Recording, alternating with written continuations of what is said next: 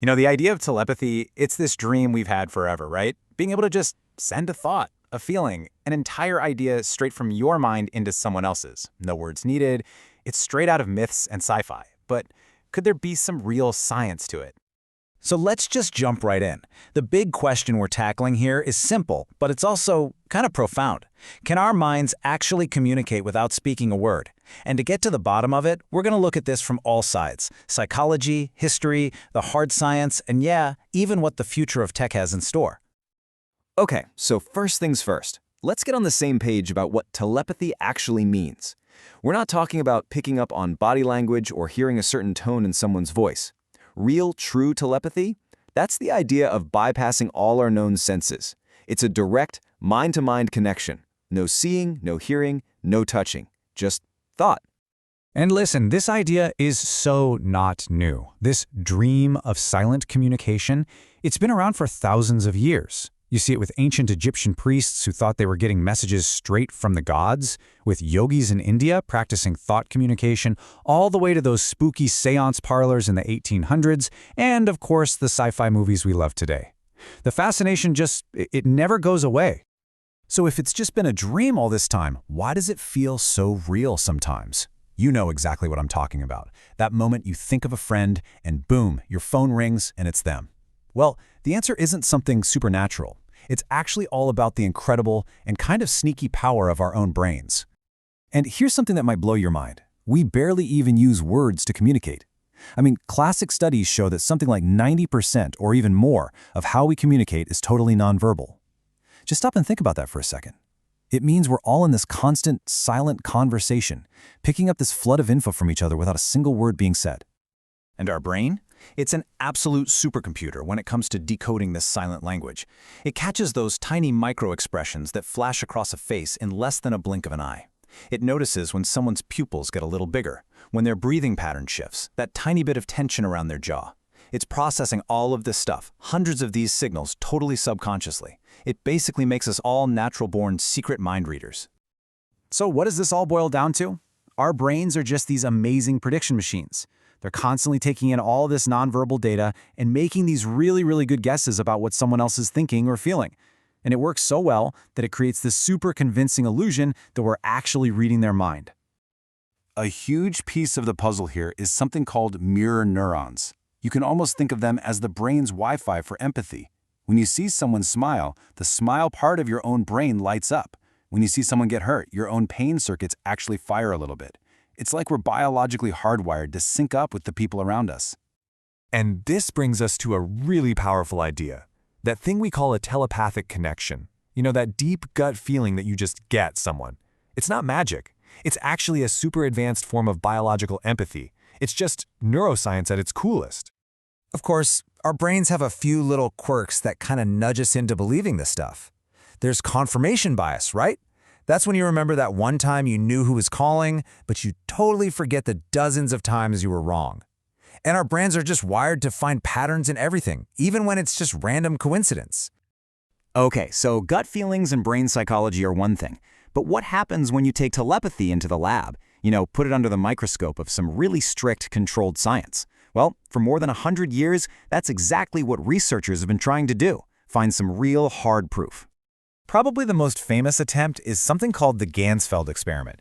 Basically, you have a sender who tries to mentally beam an image to a receiver who's cut off from all their senses. Now, some of the early results were kind of interesting, showing a success rate of about 32%, which is just a little bit better than pure chance. But here's the catch. The scientific community looked closer, and they found that once you tighten up the rules, prevent any possible cheating or sensory leaks, that little effect, it just disappears. Another thing you'll hear a lot about is quantum entanglement. The myth goes that you can use these magically linked particles to send thoughts faster than light. But the reality is, nope. Quantum entanglement is a real thing, but it's a correlation, not a communication channel. You just can't use it to send information, period. So definitely no thought sending there. So that brings us to the final scientific verdict on natural telepathy. After a century of trying, there's not one single solid experiment that can be reliably repeated to prove it exists. And in science, if you can't repeat it, it's not real. Now, normally, that would be the end of the story. But for us, this is where things get really interesting. Because right here, is where our story takes a massive plot twist. Just as science is shutting the door on natural biological telepathy, it's simultaneously cracking open a brand new door with technology. And this is the big idea right here. What our own biology won't let us do, our technology is actually starting to build. We're literally moving from the world of magic and myth into the world of cold, hard engineering. So how does this work? It's called a brain-to-brain interface, or BBI. Let me break it down. Step 1, you put a cap on someone's head that reads their brainwaves, an EEG. It detects the signal for a simple thought like move your hand. Step 2, a computer translates that brain signal into simple code, like a 1 or a 0. Step 3, that code gets zapped across the internet. And step 4, a device on the other end uses that code to create a magnetic pulse that stimulates the right part of a second person's brain, making their hand move. They didn't even think about it. It's not a shared feeling or a complex idea. It's a direct command sent from one brain to another. And let me be clear, this is not science fiction.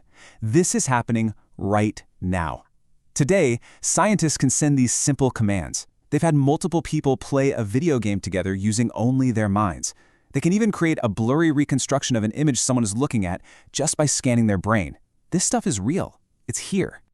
So all this incredible progress means we have to stop asking, is telepathy possible, and start asking a whole bunch of new, and frankly much more urgent questions about what this means for our future. And maybe the biggest question of them all is this. For our entire existence, our thoughts have been the one thing that is truly private, our own personal sanctuary. So what happens when that's just not true anymore? Because we are walking straight into a huge ethical minefield. Think about it. Who owns the data from your brain? Can someone hack your thoughts, or even influence them without you knowing? Could governments or companies start monitoring what we think? And what about a new kind of inequality, a cognitive divide between people who can afford to be enhanced and those who can't? And that, right there, pretty much sums up this whole journey we've been on. The future of telepathy isn't about magic crystals or psychic powers. It's about engineering. It's about neuroscience. And maybe most importantly, it's about ethics, about being really, really careful with a technology that could fundamentally change what it even means to be human. So let's circle all the way back to that question we started with. Can minds communicate without speaking? Well, the answer for natural telepathy is a pretty clear no. But thanks to technology, the answer is no longer that simple. It's quickly turning into a very complicated and very real yes. Which leaves me with one last question for you. A question that ties all this crazy tech back to that very human thing that kicked us all off, our simple desire to connect with each other. If you could send one single thought perfectly and instantly into someone else's mind, what would you choose to send?